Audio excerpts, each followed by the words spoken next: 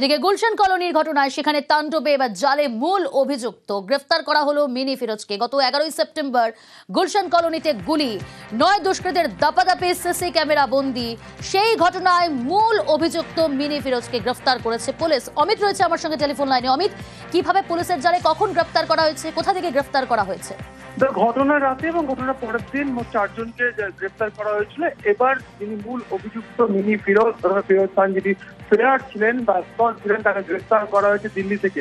Delhi station থেকে তাকে গ্রেফতার করা হয়েছে। কলকাতা পুলিশের গুন্ডা দমন শাখা গ্রেফতার করেছে এবং মিনি ফিরোজকে কলকাতায় নিয়ে আসা হয়েছে ইতিমধ্যে, এবং আজকে থেকে আলিপুর আদালতে পেশ করে নিজের হেফাজতে নেওয়া হবে।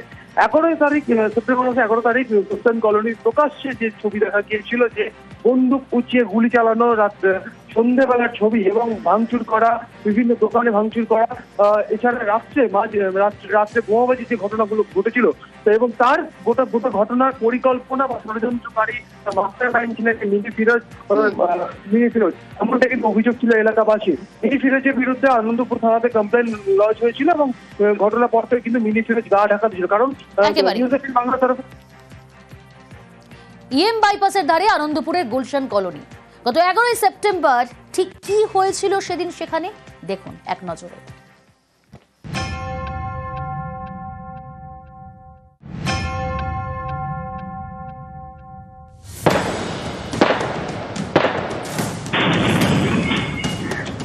বৃহস্পতিবার তখন প্রায় 7টা। এই ভর সন্ধে ভরা বাজারে আগ্নেয়াস্ত্র হাতে দুষ্কৃতীদের দৌরাত্ম্য।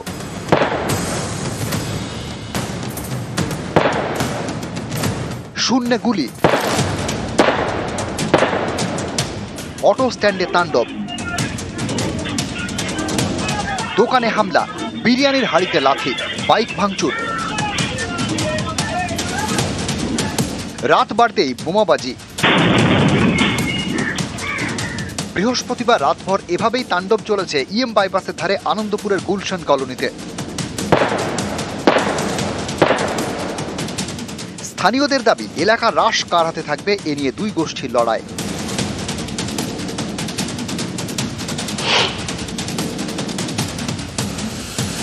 হামলা করে লোককে ভয় দেখিয়ে দোকান থেকে টাকা তুলবো, তুলাবাজি করব, কোনো কাজ হবে তার থেকে তুলাবাজি করবো। বিরিয়ানি দোকানতে বলেছে 1 লাখ টাকা আমাকে দিতে হবে, নাহলে গুলি করে দেবো। মানে এরকম এলাকাতে ভয় দেখাতে চাইছে কি আমি আছি গুন্ডা, আমাকে টাকা দিতে হবে।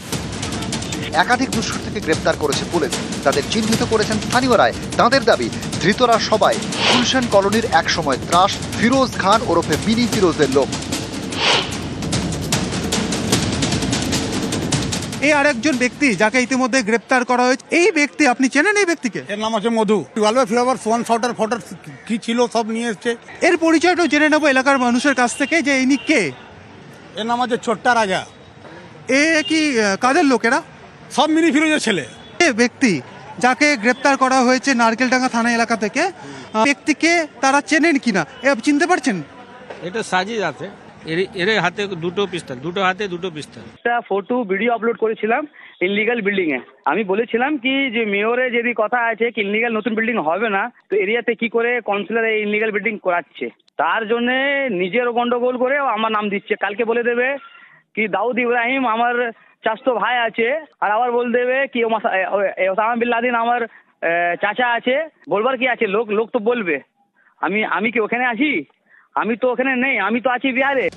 অনেকের প্রশ্ন, বিহারে থাকলেই বা কি? গত বছর এই 108 নম্বর ওয়ার্ডের তৃণমূল কাউন্সিলরকে তার বাড়ির সামনে গুলি করে খুনের চেষ্টা করা হয়। কোনো ক্রমে বেঁচে যান তিনি। সেবারও এখানে যেসব দুষ্কৃতী ছিল তারা হামলা চালায়নি, হামলা চালিয়েছিল বহিরাগত গ্যাং। এবারও সেই একই অভিযোগ। সব বহিরাগত গুন্ডা, মানে এদের বিরুদ্ধে গত 2 বছর ধরে কন্টিনিউয়াসলি থানায় বলে আসা হচ্ছে। সব তপসিয়া থেকে আসা ছেলে, একসময় এরা পুরো গুলশান কলোনিতে রাজ করত। তবে গতকালের যেটা জিনিস ঘটবে সেটা আমরা আগে থেকে আভাস পেয়েছিলাম, আমরা পুলিশকে জানিয়েছিলাম। পুলিশ যদি আর একটু সক্রিয় হতো তাহলে এই ঘটনা ঘটতো না। কর্তৃত্বটা নষ্ট হয়ে গেছে, সেই কর্তৃত্বটা ফিরে পাওয়ার চেষ্টা হচ্ছে। কোনো একটা তো শক্তি আছে। টার্গেট যারা এই অঞ্চলে তৃণমূল কংগ্রেস করছে, আমার সঙ্গে যারা মিটিং মিছিল করে। এই দুষ্কৃতী তাণ্ডবের নাম জড়িয়েছে গুলশান কলোনির একসময় ত্রাস ফিরোজ খানের।